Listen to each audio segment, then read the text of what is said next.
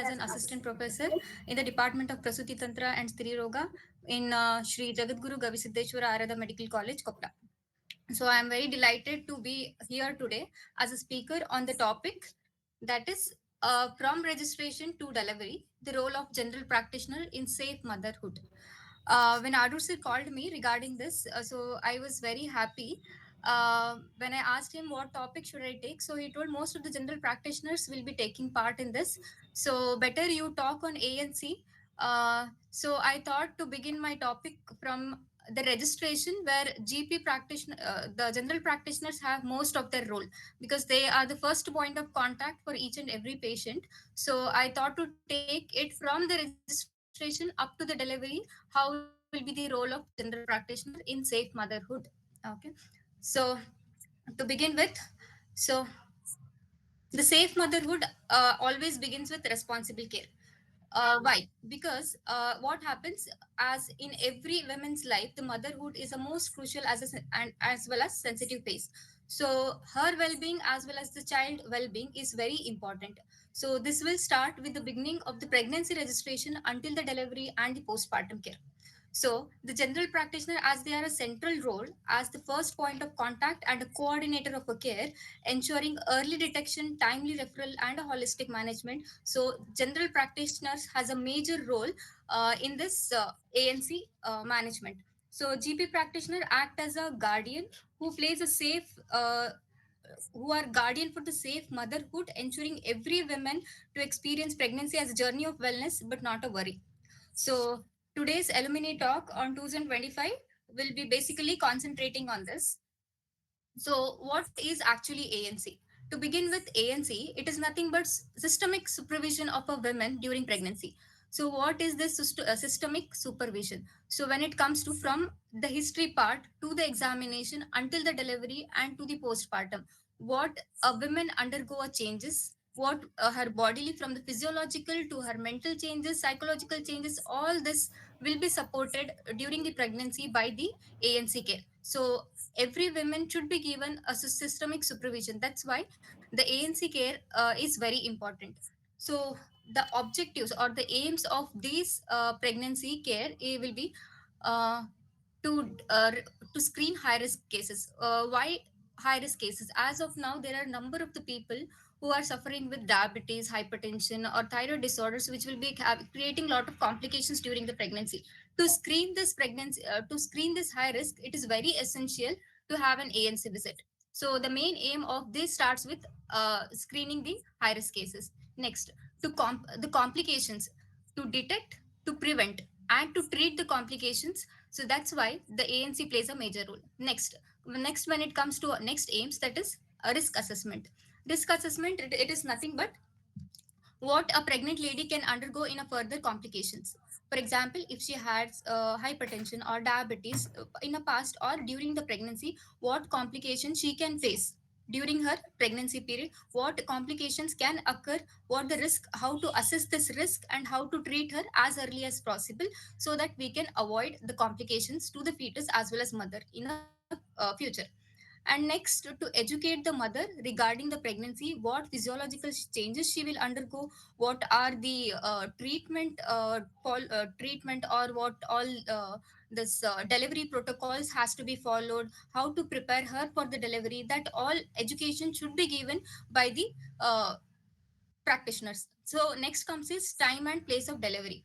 So why they have mentioned place of delivery? Each and every case are unique. All are not the same. Some are complicated cases, some are very easy cases. But we cannot predict whether they may how they will be. Whether they can end up into, some of them will end up into complication. Some may go into a safe delivery. So the place of delivery should be always decided, because wherever there is an, if it is a high risk case, if it I try to deliver it in a place where there are no facilities available for ICU or NICU, at that time it can create a lot of complications to mother as well as fetus. So maternal morbidity as well as mortality can increase. That's why deciding the place of delivery also becomes important. Next comes is time of delivery, when to deliver the patient. Either, if for example, if it is a normal, the one who is a primary patient, then we can definitely wait up to 40 weeks. But if the patient is a multi, and if she has a previous history of abortions, or if she has a previous history of cesarean section, then definitely we cannot wait up to 40 weeks, where we have to timely intervene with the treatment protocols. We have to timely intervene with the delivery. That is also very important factor. Next comes is family planning. Why they have mentioned family planning in case of ANC care? As the women will be going into the delivery as but soon after the delivery, if she conceives again, what complications she can face, not only she but also the baby, what complications that child can face, all are interlinked with each other. That's why a family planning is also essential. As we know, if a patient is undergoing a cesarean section or any of the surgical procedure, or consider an abdominal surgery, if she's undergoing, then at least 3 to 6 months of gap should be given, so that the wound healing, the abdominal integrity should be maintained, so as to avoid further complication during her the pregnancy. As we know, as the pregnancy goes on, there will be enlargement of abdomen, so there will be more risk. Or if the patient has undergone cesarean section, if we deliver her, if she conceives again within 1 or 1.5 year, there is more chances the uterus may get ruptured during pregnancy. That create lot of complications. That's why always a family planning is very important. So next comes to the objectives of the this ANCs: to ensure a normal pregnancy with the delivery of a baby from healthy mother. We need a healthy baby along with a healthy mother. That is the main motive of our ANC care. So next, coming to what does this antenatal care comprises of. First one is the registration of pregnancy. Second is history taking, antenatal examination, laboratory investigations, and health education. Why registration is important? Registration as well as early antenatal care. Why is it important? Always a patient, even so, as a general practitioner will be a first point of contact. Definitely an early registration is very important before 12 weeks of gestation. As we know, there are number of tubal pregnancies which are increasing, though, so there are number of complicated cases also. So if we do early registration, definitely it will create a place where they will have early antenatal assessment, along with early detection of the risk factor. In initiation of early ANC, baseline health assessment can be done if they register as early as possible. Establishing the accurate pregnancy date is also very important. And uh, the health education of a mother, health education to the family member as well as the pregnant lady can be given, and she can be counseled regarding this. So, for example, now there'll be number of cases where the patient has previously they have gone undergone cesarean section. Within 1 year of 1 year of span, they will conceive again. But in sometimes what happens, the wound will not be healed. So in these cases, there will be a lot of risk which will be there. So as we can intervene as early as possible, so early registration of these pregnancy cases is very important. Next comes is conduction of comprehensive history, where actually the general practitioners lack. So what happens, as there will be a number of patients, lot of patients will be there during their OPD. So what happens, we miss most of these things. We don't take a in detail history of the patient, where definitely each and every obstetric case should have, from the obstetric history to the medical history to the surgical history to the family history. Because why we need obstetrical history? So, if the patient has undergone previous normal delivery or cesarean section or any abortion or any IUD or death of a baby after the birth. So, at that area, so what complications had occurred in the previous pregnancy? That's why it has led to these complications. So as to assess that, we need to know what is the obstetrical history. We should always concentrate more on this obstetrical history, because lot of complication can be avoided by taking this obstetrical history. Next comes is medical history. So medical, basically when we come to medical history, so the diabetic, hypertensive, as well as thyroid dysfunction, if the patient had, so as these variations will be there in the pregnancy, as our cardiac output will increase, the thyroid dysfunction will, thyroid levels will increase during the pregnancy. This can all contribute to further complications. For example, if the patient is having hypertension before the pregnancies, so what happens in during the pregnancy also, they may get hypertension, which can surge up, or it can become normal also. So as to assess that and to avoid the further complications, so we need to know what was the previous medical history of the patient. So if the patient has in the previous pregnancy, if the patient had hypertension during her pregnancy or any diabetes mellitus during pregnancy, there will be fourfold chances that they may get again this case during her present pregnancy. That's why the medical history is also very important. Next comes to surgical history. The surgical history, as I told before also, so what was the surgery performed, when it was performed, how many what were the complications which has happened, and what assessment we have to do, and what risk we have to assess so as to avoid further complications in this pregnancy. Next comes is family history. So as nowadays there is one important thing, that is nothing but a thai card, where every women, pregnant women, will get a thai card, which it is launched by the government of Karnataka. So in that also, if any family history is present, like if mother had an history of preeclampsia, or if diabetes or anything, that has to be ruled out in this patient also, as they will be provided with HDP justosis scoring, where the high risk pregnancies, like the more prone, who are more prone for uh, hypertension during the pregnancies, they will be provided with the remarks. So assessing that is also very important, and one of the tool there is the family history also. So knowing the family history of the patient is also becomes a major thing here. Next comes is initial clinical examination. In the initial clinical examination, weight, BP, pallor, edema. So why I'm talking about weight here? Usually what happens, if a normal BMI patient is there, so at least minimum of 11 kg of weight gain is normal here.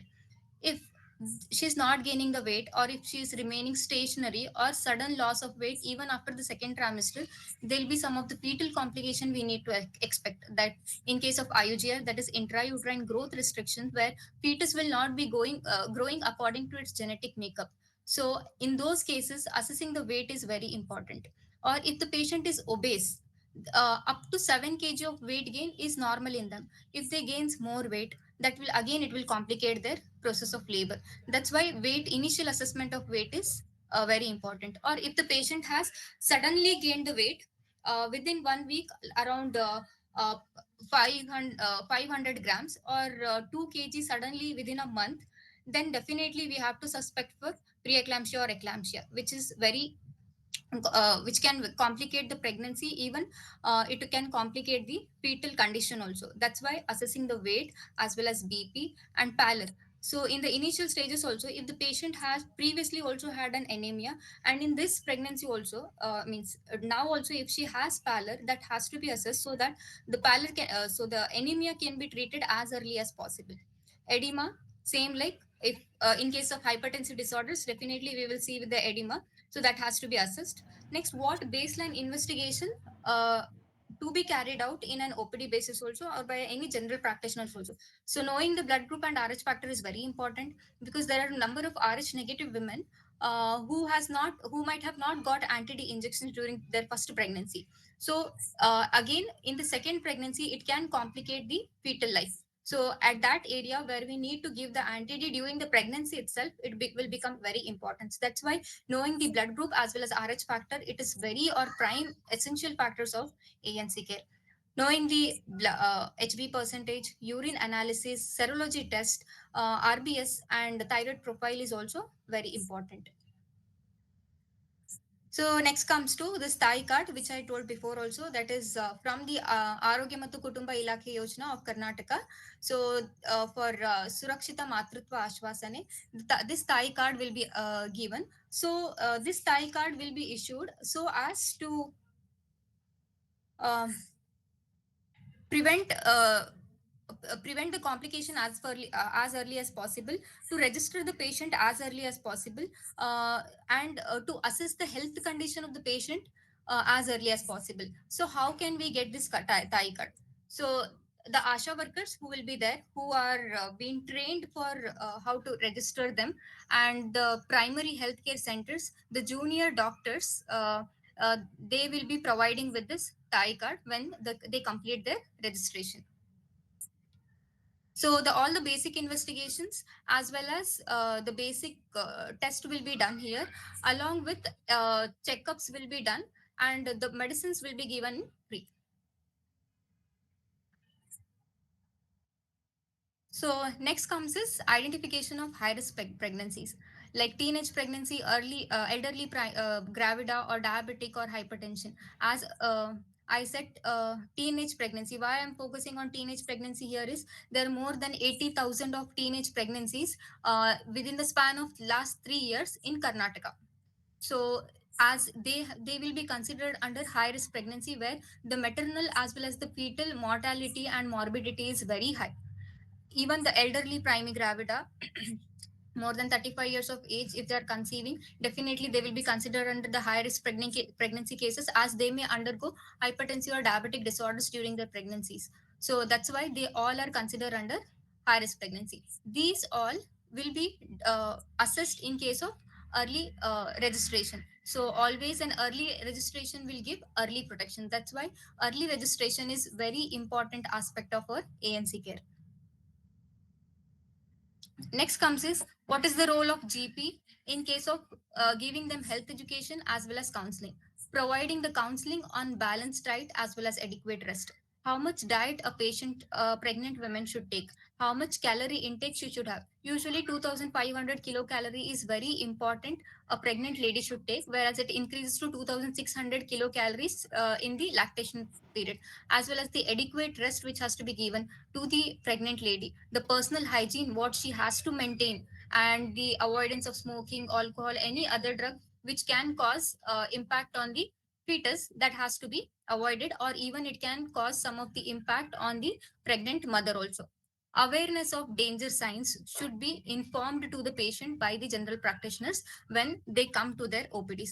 For example, if you know that the patient has already a known case of hypertension during their pregnancy, so in them, so what happens, there'll be a chances that they may develop blood vision or they may develop headache. So that means they are undergoing some other complications also.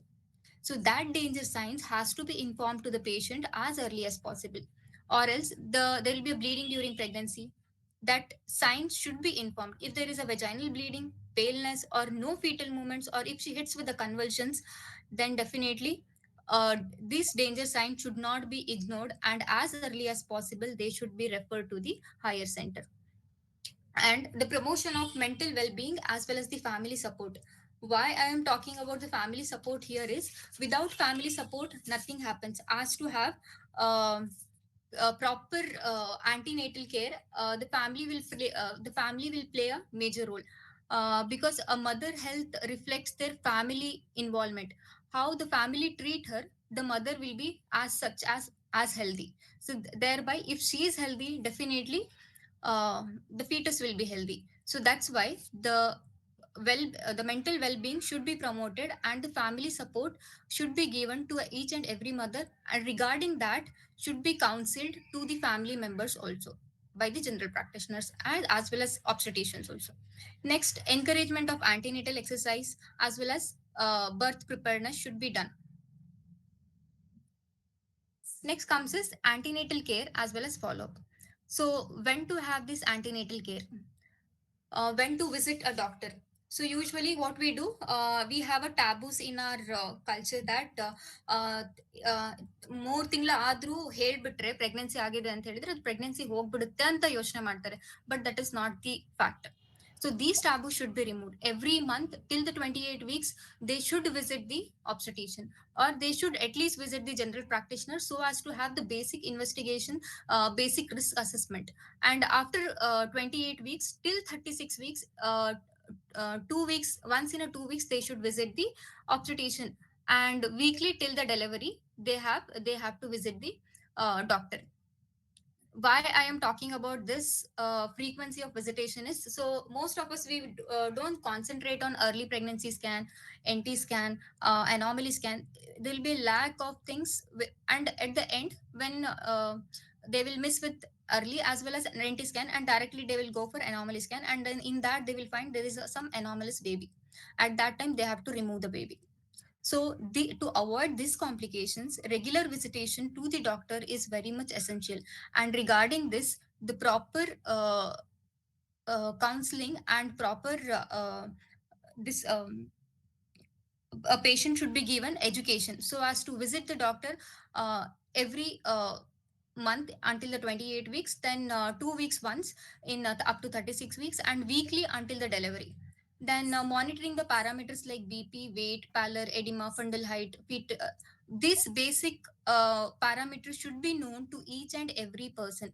So if after 20th week of gestation, if you are finding that the patient BP is more than 140 by 90, so directly leave it, we will send the patient to home. That is not right. So usually after 20th week, if the patient is having BP of more than 140 by 90, definitely they are undergoing hypertensive disorders during the pregnancy. That means they are having pregnancy induced hypertension. So definitely we have to concentrate at that part. And if they have this pregnancy induced hypertension during pregnancy, definitely it will be complicating the future pregnancy also, as there'll be more of complication to the mother as well as fetus. So that's why assessment of all these parameter is very important when it comes to ANC. Next comes is the GP's role, so as to detect the complications as early as possible, providing iron, folic acid, and calcium supplements, administration of tetanus vaccines, as well as promoting the institutional deliveries as much as possible. Next, how to manage this high risk pregnancy in an OPD level. So, first is the main GP's role when it comes to management of high risk pregnancies to identify the high risk factor. What are the high risk factor are present in this pregnancy? It is very important. Like if she's having hypertension, diabetes, or if she's developing anemia, this is very important. If they assess this, that is the great thing what they are doing, and monitoring closely and asking them to have a frequent visit so as to monitor them very closely. Then next, to coordinate to the specialist whenever it is needed. For example, if one patient has visited the obstetrician and they found that the patient BP is more, and at the end, even after that also, the patient BPs keep on increasing and they are consulting any of the general practitioners, then definitely the close monitoring should be done so as to avoid the complications also. And if they are increasing continuously, so what happens at that time, we need, if it is increasing, definitely we should not ask them to take so and so medications only. We have to ask them to go to the doctor again so as they can get the treatment whatever is required and they can avoid. For example, this hypertensive disorder in the pregnancy is not just a common. It can lead to preeclampsia, again it can lead to eclampsia, it can lead to HELP syndrome also, where the saving the mother's life becomes very difficult. So as to avoid those things, contact with the specialist is very important. So coordination with the referrals to the specialist becomes very much essential in the pregnancy. The minor ailments, definitely like vomiting, anemia, if it is a mild anemia, definitely it can be managed at the GP level.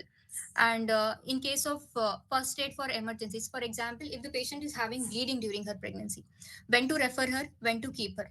If she's having a spotting, then definitely no need to refer, we can wait. But if she develops more of again and again bleeding continuously, where she has to use her pad, and where she continuously bleed and abdominal pain develops, then definitely she needs a immediate care. That's why at that time, providing the rather than providing first aid at that area, referring her becomes more important. So, what first aid can be given? Just a head low position can be given. That's it. Other than that, nothing can be given. So, why the patient has PV bleeding, that has to be assessed. So, directly at a OPD level, if we are doing, if we are performing per vaginal examination at that time, if it is a case of placenta previa, at that time, what happens? Suddenly, there is a chance that she may end up into profuse bleeding. So usually the per vaginal during the per vaginal, if she has a per vaginal bleeding, that too due to placenta previa, definitely we have to avoid per vaginal examination. We should not perform per vaginal examination. Instead, we have to depend on what is the condition of the fetus. We have to check the fetal heart rate, and if the fetal heart rate is assuring, then definitely we have to refer the patient so as to get early treatment as possible. So early recognition can save the two lives when it comes to management of high risk pregnancy cases. Next comes is postnatal care. First postnatal visit within 48 hours of delivery has to be done. After that, on day 7th and at 6th week, we have to do what assessment we need to do. First is maternal health. How is her bleeding, whether it is profuse or whether it is normal, reducing or reduced, we have to check. Breast care we have to do, and wound healing we have to check. Next, baby's health, feeding, cord care, weight of the fetus, jaundice, temperature, all need to be checked. Exclusive breastfeeding should be promoted for at least 6 months. Education on family planning and contraceptive has to be given. Screen for postpartum depression or fatigue. This is the very important factor in today's era, as more of the patient will be having postpartum depression where we neglect. But it if they develop postpartum depression or they develop this anxiety issue, anger issue, they can even uh, they don't even think on harming their babies also. So this part becomes very important when it comes to postpartum depression care. Next comes is community and public health role. So all these awareness programs which are being given by India, our nation, or even the Karnataka, has to be followed. Like education should be given regarding the institutional delivery, and immunization should be provided.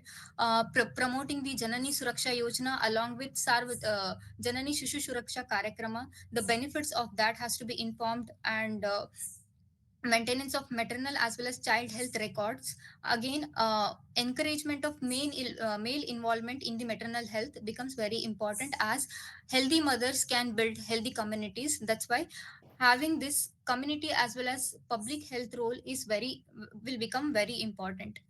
So we have different programs for the safe motherhood scheme. So that is reproductive, maternal, newborn, child, as well as adolescent health strategies. Where Janani Suraksha Yojana, basically it will be concentrating on financial assistance for institutional delivery, whereas Janani Shushu Suraksha Karyakrama, where they will be providing free delivery along with the newborn care. If they are having any complication and if they are referred, or if the baby is having any complication, they can get free newborn care. So these JSSK plays a major role here. Next comes is Pradhan Mantri Surakshit Mantriva Abhiyan. This is monthly ANC checkups which will be done by the specialist as well as GPs. So where on the ninth day of each and every month, so the free month check ANC checkups will be done uh, from the second trimester up to the last trimester also. So next comes is what are the ethical as well as professional responsibilities of general practitioners. The confidentiality and respectful maternity care should be given to each and every woman. Informed consent should be taken before each and every procedure. Accurate records and documentation should be done. Non-discriminatory as well as compassionate care to all the women should be given, as empathy and ethics go hand in hand in maternal care. So next comes is what are the actual challenges faced by the GP.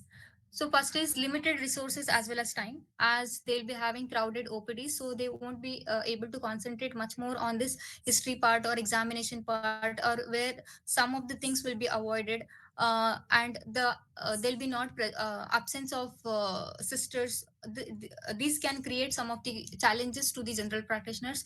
Poor compliance of the patient in the rural areas, delay in the referral as well as the transport facilities. This can create challenges.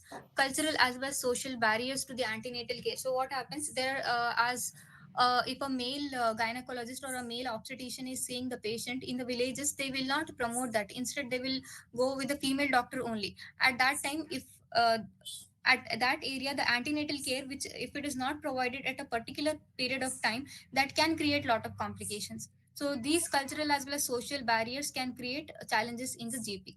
And the uh, main important challenge what is being facing by the general practitioner is continuous skill updation in maternal health management. So a regular CME should be conducted so as to give a knowledge regarding what examination should be done, what ANC profile has to be done, what investigation has to be performed, when to refer the patient, when to see the patient, when they can treat the patient. Education regarding this becomes a very important. So where we are lacking is in the continuous skill updates in the maternal as well as health management. So solution and recommendation, what we can, that is referral linkage with the primary as well as higher center, regular training for general practitioners, telemedicine and digital health records, encouraging the community-based follow-up and outreach activities. This is all regarding what modern system of medicine says. But what Ayurveda says in this? What are general practitioners and what other people also can practice during the pregnancies? As everyone aware of it, that we have in the ancient system of medicine, which has been told 1,000 years ago, where we have definitely a scientific as well as specific uh, pregnancy regimens which are being mentioned for a maternal as well as fetal nourishment, and that is nothing but our garbhini paricharya, masanu masika garbhini paricharya, which has basic objective as shreshtam apatyam. So for having a Shrestha Apatya, the basic Garbhini Paricharya, which is being told, where we neglect this, but we have to follow this Garbhini Paricharya in our day-to-day practice. So when you look into the Masanu Masika Garbhini Paricharya, which is being told by the different acharyas, when you look into that actually from the first month up to the ninth month, the non-medicated milk or medicated milk, what is being advised up to 3 months. See, in the initial phases of pregnancy, what the mothers definitely they'll be having nausea, vomiting during pregnancy. At that time, they'll not be taking much food, so liquid diet plays a major role. And why they have specifically mentioned milk, as this is kaphavardhaka and it is having more of anabolic nature. As in the initial 3 months, it will be always in a liquid form. It will not be having stiratva. That is, your fetus will not be having stiratva. To give that stiratva, the kapakara ahara is very much essential. That's why a milk is a major thing what is being mentioned. When it comes to a ninth month, the preparing of women for having a normal pregnancy, normal delivery, the different anuvasana basti or the yoni pichus are being advised so that proper dilatation of the cervix can take place and normal uterine contraction can occur, where apana vayu dushti can be corrected. When we look into this, there is a very scientific approach by our acharyas during the pregnancy period. This can be definitely followed by each and every general practitioner in their practice. So these are some of the drug which I have chosen. Where from the Garbhasrava Chikitsa, if anybody can practice this, then in the first month Bala can be given, second month Lakshmana, Brihati, Ashmanti, Amruta, like that. In the particular month, these regimens, these churnas in the form of churna or kashaya can be given so as to avoid complications during the pregnancy. Next comes is maintaining the mental health of the patient. I have taken the reference from the Pandit Shashank Karti from the Garbhankura, where in each and every month they have mentioned what are the ragas to be used by the pregnant lady. So Raga Todi can be used during the second month. In the third month, Raga Hindol can be used. In the fourth month, Raga Saranga can be used. Like that, we have up to ninth month also what ragas can be followed. Similarly, these are the ragas which are being mentioned, but we have, according to Madhava Nidana, we have different mantras for Garbharaksha Roga Chikitsa. From the first month up to the 11th month, he has given different mantra chikitsa which can be heard by the patient, because if the ucharana of the mantra is not done properly, definitely they will have other complications. So if they hear also, that will become more beneficial. So I'll play the one mantra.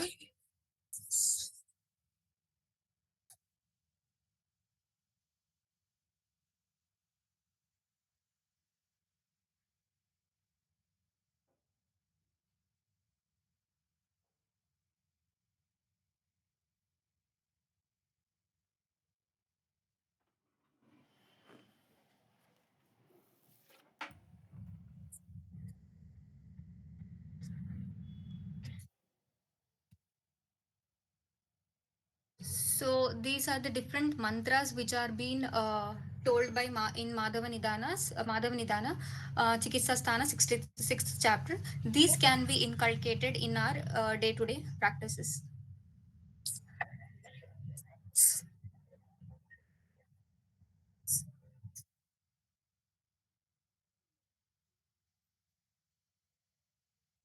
So coming to the conclusion of this presentation, so as the GP general practitioners plays a pivotal role from registration to motherhood, ensuring the continuity of the care. So as an act as an health educator basically and a clinician as well as a coordinator.